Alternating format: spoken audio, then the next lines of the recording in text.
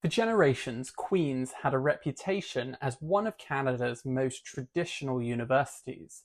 Presbyterian roots, Scottish heritage, strong institutional culture, and yet, over the course of the 20th century, Jewish professors became some of the people most responsible for reshaping the university's intellectual and cultural life. Some escaped Nazi Europe, surviving the Holocaust. Some built entirely new academic fields at Queen's. Some quietly changed the institution itself. So in my latest video exploring the characters who have shaped the history of Jewish Kingston, here are 5 Jewish people who formerly served as members of the Queen's University faculty and whose stories are certainly worth knowing about today. Dr. Ben Kropp arrived at Queen's in 1938 with a PhD from Harvard, and in doing so he quietly crossed a major institutional threshold. Kropp became the first openly Jewish professor to receive tenure at Queen's University. At the time, Queen's still officially described itself as a distinctively Christian institution, and that shaped campus life in all sorts of ways, including for Jewish students and faculty. Soon after arriving, Kropp approached the university administration on behalf of Jewish students who were concerned about examinations being scheduled on Shabbat and the Jewish high holidays. The registrar reportedly responded that Canada was a Christian country and Queen's was a Christian institution. That exchange tells you something important about the environment Jewish students and professors were navigating in the 1930s and 40s. But Kropp built a distinguished career regardless. He taught anatomy, histology, and embryology for decades and became deeply respected by students. After leaving Queen's, he helped establish medical schools in Ghana and Jamaica and continued teaching into his late 80s. Today, Queen's still awards the Ben Kropp Prize in Anatomy in his honor. Professor Gerald Tulchinsky helped make Canadian Jewish history into a serious academic field. Born in Brantford in 1933, Tulchinsky arrived at Queen's in the 1960s and taught generations of students in the history department. His books, Taking Roots, Branching Out, and Canada's Jews, remain foundational works in the study of Canadian Jewish life. And importantly, Tulchinsky insisted that Jewish history was not some niche side subject detached from the Canadian story. For him, the history of Canadian Jews was part of Canadian history itself. He wrote about immigration, labour, antisemitism, Zionism, business, urbanization, and political life, always placing Jewish experience within a broader Canadian society. Students remembered him as an extraordinary lecturer. No slides, no notes, just immense command of the material and an ability to make history feel alive. After retiring from the history department, he became the director of Jewish Studies at Queen's and helped establish the intellectual foundations of that program.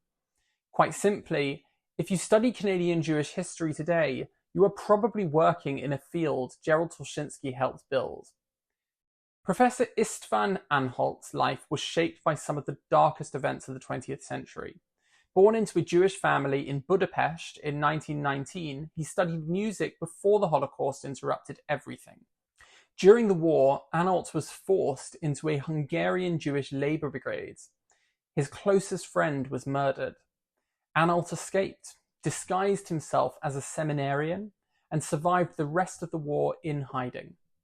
After the war, he studied in Paris with some of Europe's leading musical figures before immigrating to Canada. At McGill, he became one of the pioneers of electronic and electroacoustic music in Canada and founded the university's electronic music studio. Then, in 1971, he came to Queen's as the head of the Department of Music. His compositions, teaching, and scholarship helped shape Canadian musical life for decades. By the end of his career, he had become an Officer of the Order of Canada and a Fellow of the Royal Society of Canada. His story is part of a broader post-war Jewish story in Canada, survivors rebuilding lives, bringing extraordinary talent with them, and profoundly reshaping Canadian intellectual and cultural life. Professor Hans Eichner fled Vienna after Kristallnacht. He escaped first to Belgium and then to England. And then, in one of history's strange ironies, Britain interned him as an enemy alien and shipped him off to Australia. Inside an internment camp, Eichner began seriously studying literature and languages. After the war, he completed a PhD in German studies in London and arrived at Queen's in 1950. Now pause for a second and think about the complexity of that story. A Jewish refugee who fled Nazi persecution built his career teaching German language and literature. That tension stayed with him throughout his life. Friends later recalled how deeply conscious he remained that the language he loved was also the language associated with the destruction of European Jewry. Eichner became an internationally respected scholar of German Romanticism and later chaired German studies at the University of Toronto. Near the end of his life, he published a semi-autobiographical novel exploring Jewish Vienna memory, exile, and the Holocaust. It became a bestseller in Germany. Professor Dan Soberman helped build Queen's Law from the very beginning. He arrived in 1957, the same year the Faculty of Law was founded, making him one of its original faculty members. A graduate of Dalhousie and Harvard, Soberman quickly became one of the central figures in the faculty's development. Then, in 1967, he became the first Jewish dean in Queen's history.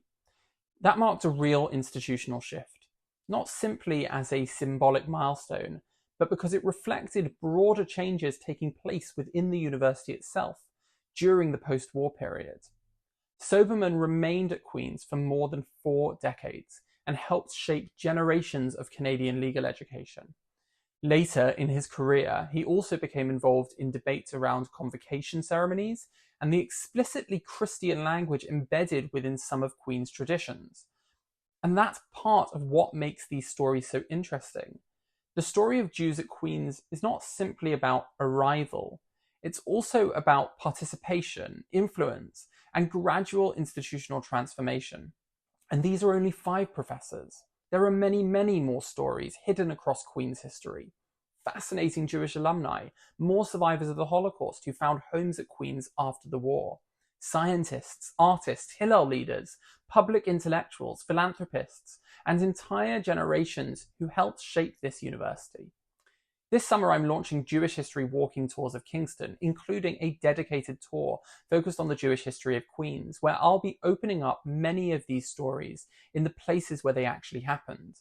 Because once you start looking closely, Jewish history at Queen's is not some small footnote to the university's past. It is part of the story of Queen's itself. Tickets for my tours are available at yostarshish.com/tours.